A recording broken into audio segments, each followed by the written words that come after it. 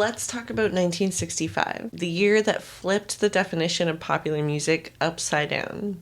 Multiple movements and genres happening across the United States and around the world.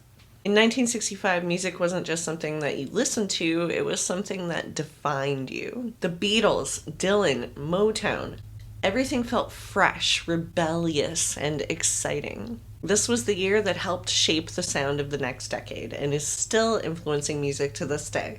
I'm Vanessa, a musicologist and a historian of the 20th century, and this is a series where I take a deep dive into the popular music of a specific year in music history. If you like my content and you want to learn more, don't forget to like and subscribe, and hit the bell for notifications about this series. So let's pop back to 1965 and talk about the sounds that defined this pivotal year in music history. This is the complete history of music in 1965.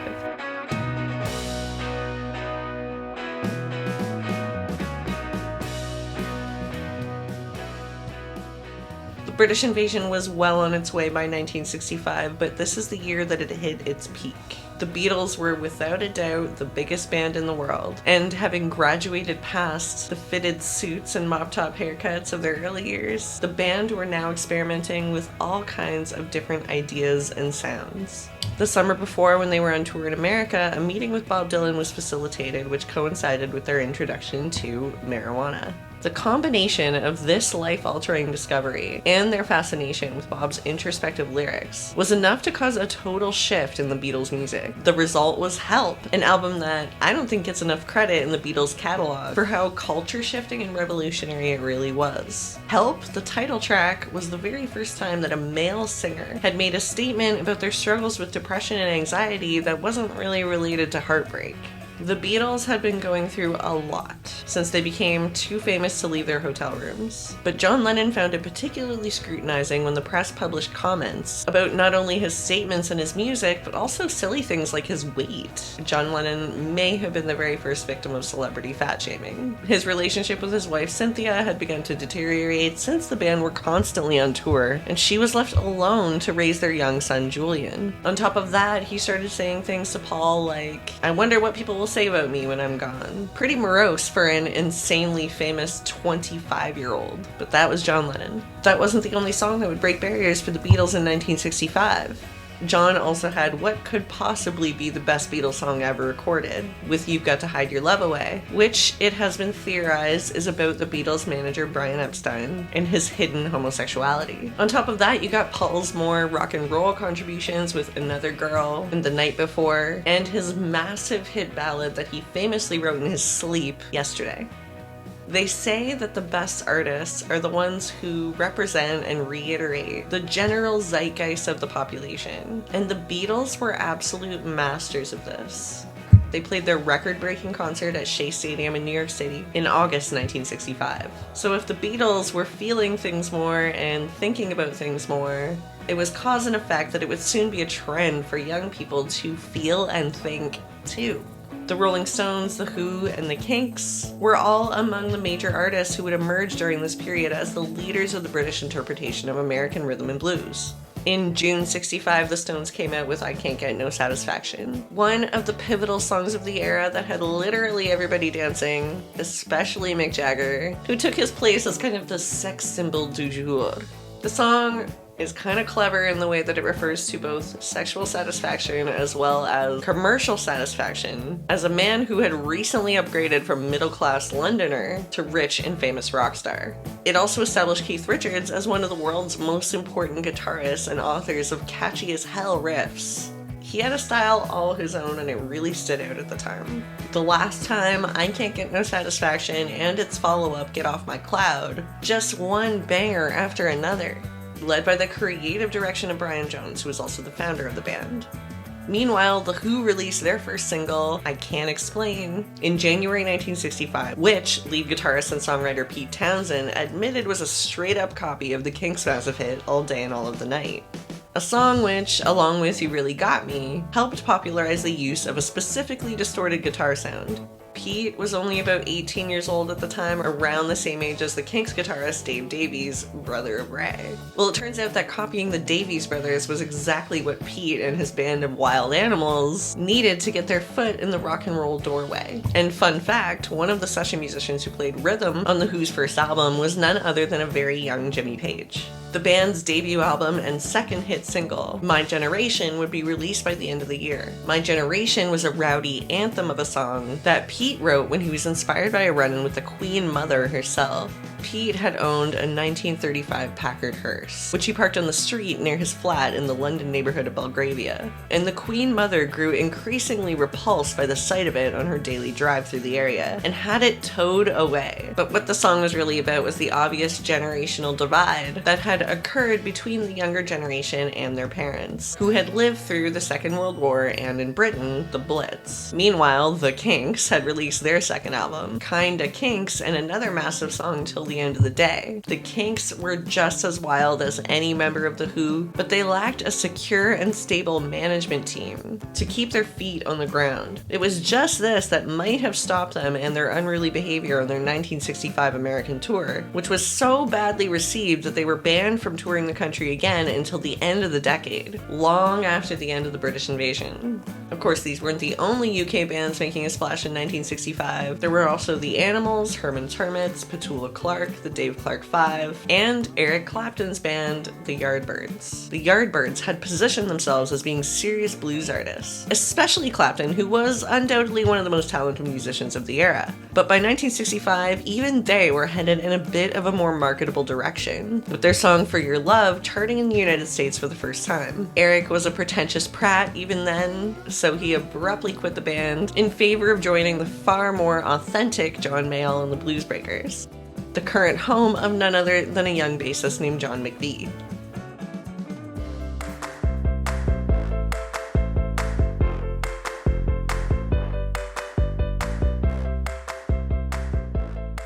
Since 1960, Phil Spector had basically been a one-man hit factory. In the first 5 years of the decade, he placed 24 songs in the top 40 on the Billboard charts, as a producer, a writer, an arranger, and a musician in his own right.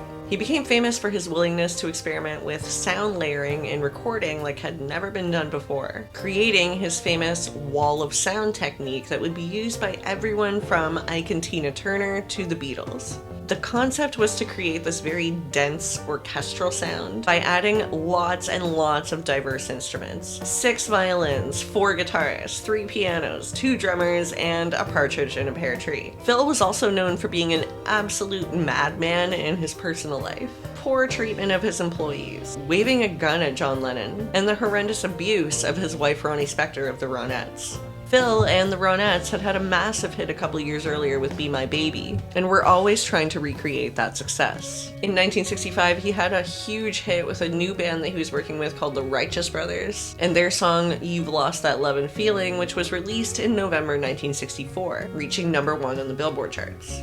Yet another #1 for Phil Spector. The song was written in collaboration with Phil's pals over at the Brill building, Cynthia Weil and Barry Mann, at the tail end of the era where contracted songwriters were often the architects of the biggest pop hits. Phil's former assistant Sonny Bono and his wife Cher, who sang backup for the Ronettes, had started to make a go at becoming famous as a singing duo themselves, and in 1965 their song I Got You Babe spent 3 weeks at #1 in the Billboard charts. The song was in no way a lyrical masterpiece, but its simplicity and its timing, as a release right at the break of the folk rock revolution, made it extremely popular among young people. Sonny Bono had written the song not long after he and his 11 years younger wife Cher had started their singing career together. She was asleep and he was thinking about the song It Ain't Me Babe by Bob Dylan, which had caught fire recently and had been covered by Johnny Cash and June Carter the year before.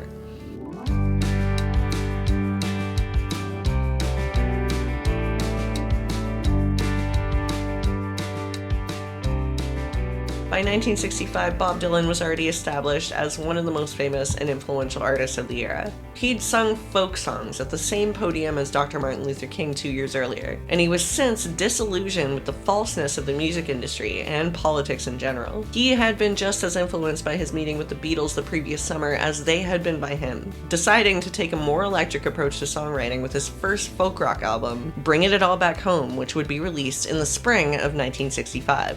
That summer, he was invited for the third year in a row to play the Newport Folk Festival, this time as a headliner, and he brought his amplifier. The Paul Butterfield Blues Band joined him on stage in what would end up being a hugely controversial moment when a once authentic political folk singer gave in to the shiny allure of the electric guitar and the percussion section. Dylan played songs from his previous and upcoming records, and was booed off the stage by the crowd before facing some serious backlash from his peers behind the curtain. But the damage had been done. Folk music had been electrified, and it would have an immense effect on the progression of music going forward. Dylan released his 6th studio album, Highway 61 Revisited, in August of the same year, and went on tour wearing fitted suits and dark black sunglasses, refusing to answer questions from the press about anything to do with politics or protest. Meanwhile, Paul Simon and Art Garfunkel were giving their brand of folk music another go after a lack of success during the oversaturated folk revival of the early 60s in Greenwich Village. Paul had been so frustrated with the whole scene that he packed up his things and moved to England, where he composed the Paul Simon Songbook, which would be released later that summer in 1965. And contained early versions of many of the songs which would later appear on Simon and Garfunkel albums. An earlier song of theirs, which had appeared on their debut album in late 1963, was a soft acoustic version of The Sound of Silence. The record as a whole was not a success at the time of its release, but the producer, Tom Wilson, who incidentally had also produced Dylan's record, picked it up again and started reworking it, without Paul Simon's permission in 1965. He added overdubbed drums and electric instruments to the song, and it was re-released, becoming a #1 hit by the end of the year, convincing Paul to come back to America to try again at success with Simon and Garfunkel.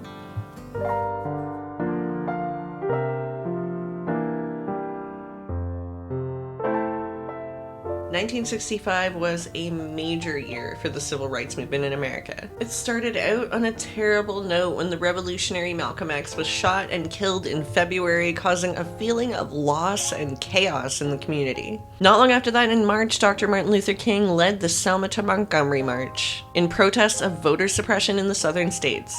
The event itself unfortunately ended in violence, but the ultimate result was the passing of the Voting Rights Act by President Johnson in August that same year. There was no way to separate the music from the movement in the case of the civil rights era. Music was an essential element of the struggle for freedom and equality by Black people in America. Mahalia Jackson, one of the most influential gospel singers of all time, who performed at the March on Washington, was right alongside Dr. King again at the Selma marches, providing a haunting and powerful backdrop to the event with her earth-shattering voice. This woman was a powerhouse. Later that year, she would record one of her most successful albums, Mahalia Sings, which would be released in early '66. In 1965, Nina Simone was an established jazz and R&B singer and a musician who had this uncanny ability to inject depth and meaning into all the songs that she put to her lips. In 1965, she released her iconic album, I Put a Spell on You, which featured some of her most well-known hits, including the title track, a reworking of the famous Screamin' Jay Hawkins song that blew everybody away, and Feelin' Good, which became an anthem for Black Americans who were still desperately seeking justice and peace. 1965 is also the year that John Coltrane, the iconic jazz musician, released his masterpiece of an album, A Love Supreme, an album that helped bring jazz into the mainstream culture of the 60s, influencing artists across genres. For his phenomenally unique approach to making music, the depth of meaning behind each choice, each sound. Improvisation was seen as a defiance to the social norms, but it was also a rejection of apathy and cynicism. John Coltrane made it okay to really care about your music and to intentionally create art for the sake of creating art. During the mid-60s, Coltrane was working with a group of musicians known as the Classic Quartet, and they would help him bring his album to life. He approached his compositions with the dedication and creative fervor of someone like Bach or Beethoven, every note telling an intricate story. This album and the work of John Coltrane was one of the great collections of music that drove the progress of the industry at large forward, influencing everyone from the Grateful Dead to Carlos Santana.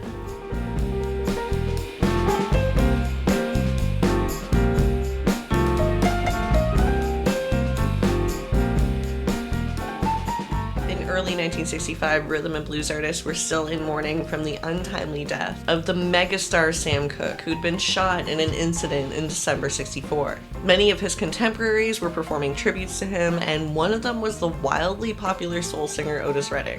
In 1965, Otis released his seminal album Otis Blue, a beauty of an album, which was another testament to the melting pot that music had become by the mid-60s.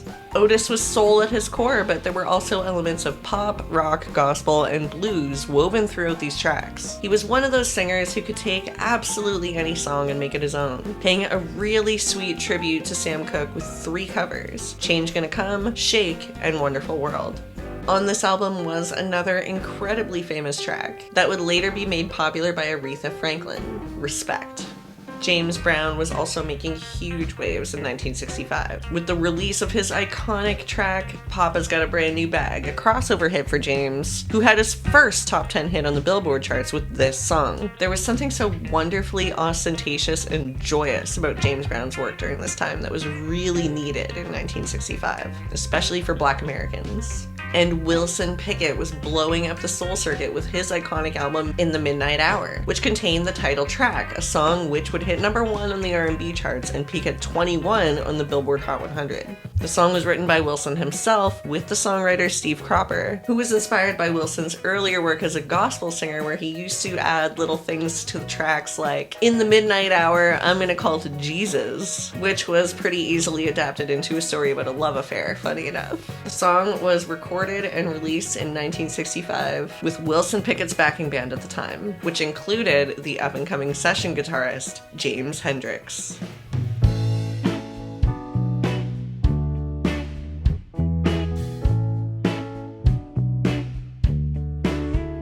Meanwhile, in Detroit, Berry Gordy's Motown Records were on track to have their best year to date in 1965. The Supremes, led by Diana Ross, scored their second and third hits on the label in January with Come See About Me, and also in March that year with Stop in the Name of Love. The song was massive and made the group even more famous than they'd already been. There were a lot of famous R&B girl groups at the time, but the Supremes were like next level. They really blew them all away with their longevity and their ability to use their personalities to accentuate their music and their performance. Later in November, they had yet another #1 hit with I Hear a Symphony, solidifying Diana Ross as the it girl of the moment.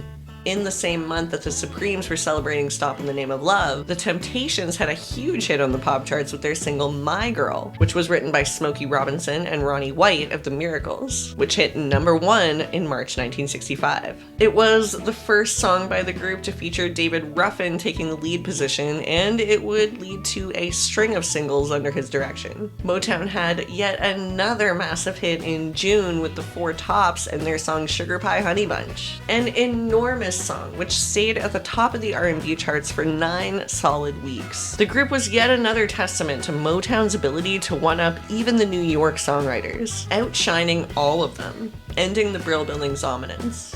The Four Tops are that R&B group who actually made up the soundtrack of the 60s. That was the real music that everybody was listening to on the radio and singing while they danced around their kitchens.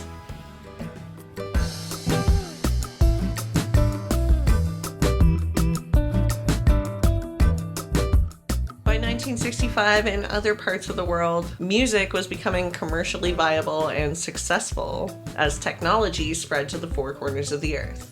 Fela Kuti was a Nigerian musician who became political by way of his music. In the early 1960s, he began his career by combining several genres of music to create something called Afrobeat, something that contained elements of traditional African music with American funk and jazz, as well as Latin American salsa and calypso. Prior to 1965, he'd been playing a lot more traditionally popular music in Nigeria, but a period of time spent in London to further his education led him to discover a lot of different stuff. This is the kind of music that you cannot help but move to. It's like the most progressive blending of styles at the time, and it's actually kind of incredible listening to it, because you can seriously sit there and just point out all the artists who have taken direct inspiration from these sounds in every decade following, many of whom probably weren't even aware of who originally put those sounds together in that way. Fela Kuti's been up for nomination for the Rock and Roll Hall of Fame for a few years now, and if it's a question of influence, there is no debate in my mind that he's earned his position there.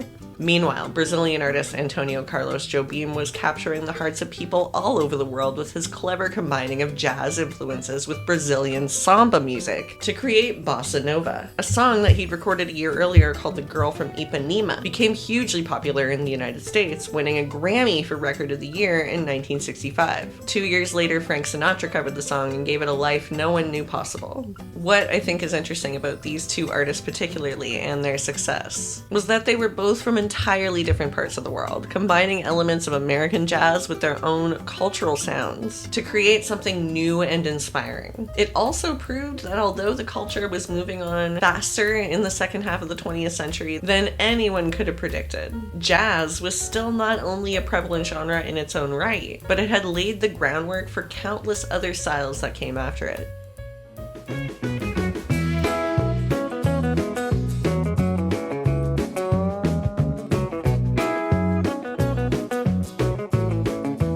1965 was just about Johnny Cash's most notorious year for substance abuse and run-ins with the law. In May, he was arrested for trespassing on private property when he went onto someone's lawn to pick their flowers while intoxicated. Later that year, he was arrested in El Paso by a narcotics squad looking for heroin and amphetamines. And in June, Cash took a fishing trip with his nephew in Los Padres National Forest in California when his camper caught fire, igniting a forest fire that would take out over 500 acres. He was accused of having started the fire to keep warm and then not noticing because he was intoxicated that it had gotten out of control. But Johnny insisted his truck just started sparking because of a faulty ignition. All of this controversy only contributed to this kind of bad boy persona that would later manifest itself as the outlaw country movement, with Waylon Jennings and Willie Nelson, who in 1965 were undergoing the beginning of their own personal and social revolutions. Waylon had just signed a new contract with RCA Records and made his first appearance later that year on the Billboard country charts with a song called That's the Chance I'll Have to Take. Willie, on the other hand, was still at the time trying to make it as a traditional Nashville country star in 1965. He had also signed with RCA that same year and joined the Grand Ole Opry, while the song he wrote for the dear departed Patsy Cline, Crazy, was still trending on the charts after her tragic death a couple years earlier. At this point, Chris Christopherson was still busy making the decision as to whether he should take a position as an instructor at the West Point Military Academy after leaving the Army, or leave it all behind to try and make it as a singer-songwriter. Additionally, the rise of the Bakersfield country sound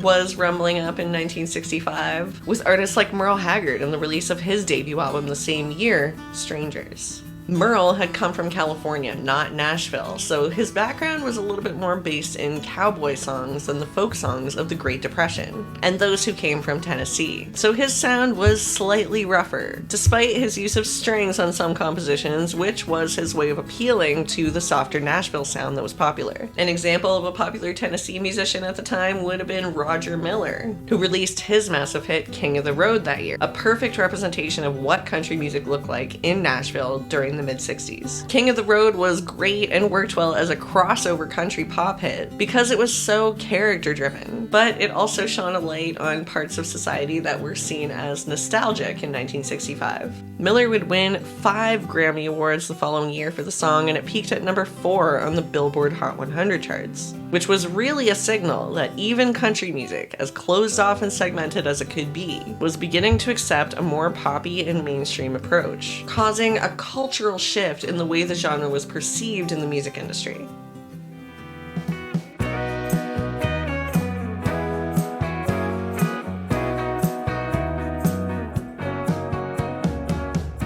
The Beach Boys had come to dominate the music industry in the early 60s in California, with their beach-themed music as part of a growing surfer music community that had sprung up in LA. They had a string of top 10 hits in 1962, 63, and 64. But by the end of that year, the group had fired their father, Murray Wilson, as their manager, looking to have more creative control and to take the band in a new direction. Like much of the music of the era, Brian Wilson, the creative leader of the band, was becoming more introspective with his lyrics and increasingly anxious about his position in the industry, with artists like the Beatles and the Stones flooding the airwaves. At the beginning of 1965, Brian Wilson suffered one of his first major nervous breakdowns, which resulted in him deciding to quit touring altogether and focus on the studio and perfecting the band's sound on the records. He had also become obsessed with the production style that was popularized by Phil Spector, and would spend the next few years of his career trying to recreate his own orchestral version of that. So in 1965, the band released their album The Beach Boys Today, titled that as a means of saying, this is a fresh start for us, and we're acknowledging that music is different now, and we'd like to be a part of that, please. And would they ever be? The album was the first of theirs that they'd put together as a complete piece of art, not just a random collection of songs. One of the songs was Help Me Rhonda, which would become the band's second #1 on the Billboard charts, and followed it up with the release of their 9th studio album, Summer Days, in July. The Beach Boys pumped out music with factory precision, releasing 3 albums a year for the first 4 years of their careers. No wonder Brian was exhausted. Summer Days was even bigger than Beach Boys Today, which led with their massive hit California Girls, a song which was a collaboration between Brian and Mike Love, which became an anthem for the California lifestyle of the mid-60s. Globally, it was one of the band's best-selling and most loved songs, although it only peaked at #3 on the Billboard charts in the US. As we know, it's because between the Brits and the rhythm and blues artists, the competition for the top spot had never been more severe.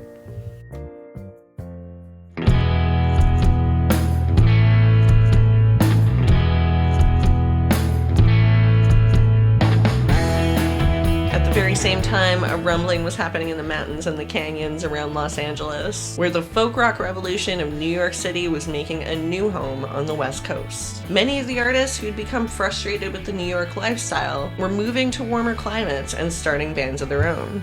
The Byrds had formed in 1964 with the intention of combining the distorted guitar and heavy percussion sounds of the British invasion with the softer, more lyrically dominant Greenwich Village folk music that had been popular in the early 60s. What's funny and kind of amazing about the Byrds is that they thought to combine these two musical forces before the artists themselves had thought to do so. But right when Dylan and Lennon McCartney were smoking their first joints together, on the other side of the country, David Crosby and Roger McGuinn were composing their version of Mr. Tambourine Man and the hippie anthem Turn, Turn, Turn. It was bound to happen. It had to happen. It was the logical turn of events that was determined to take place in American music, and it would lay the groundwork for a whole generation's worth of songs. It was right around this time that bands like the Grateful Dead, Jefferson Airplane, and the Mamas and the Papas were just getting together, daydreaming of a new season in rock and roll. But it was also an ending for many artists of the early period of popular music. Nat King Cole died of lung cancer on February 15th, the same week as Malcolm X. Nat had been a huge part of the prominence and development of jazz and popular music in the 30s, 40s, and 50s, and was an early leader among Black artists making their way. His death would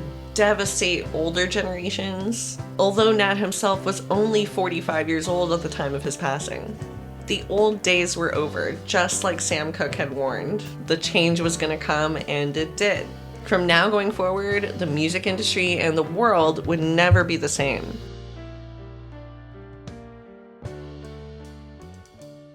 Alright, tell me in the comments, what do you think was the best record of 1965? So many killer ones to choose from. And also let me know if there was anybody in this video that I missed that you would have liked to hear me talk about. Thank you for watching. Don't forget to give me a thumbs up and subscribe if you like the content. And stay tuned for 1966.